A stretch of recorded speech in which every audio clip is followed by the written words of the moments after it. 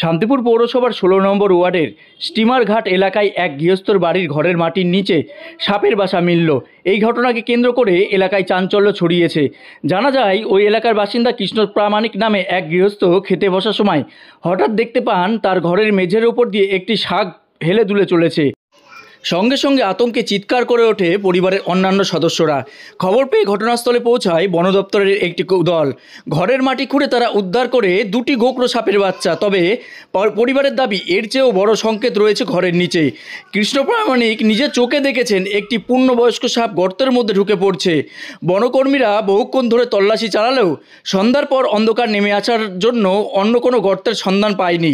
পরিবারের সদস্যরা জানান, এখনও ঘরের মধ্যে থাকা নিয়ে সংশয়ে রয়েছে তারা।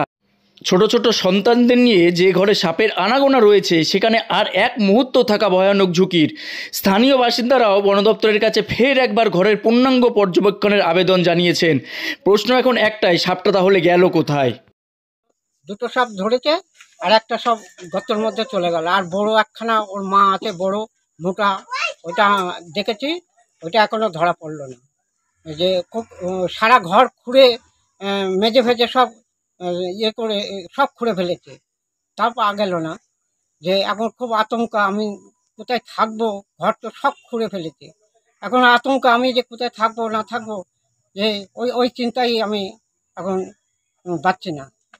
রাতে থাকার জায়গা নেই? থাকার জায়গা নেই তো, আমার কোথায় থাকবো, আমার সব খুঁড়ে ফেলেছি ঘর বাড়ি।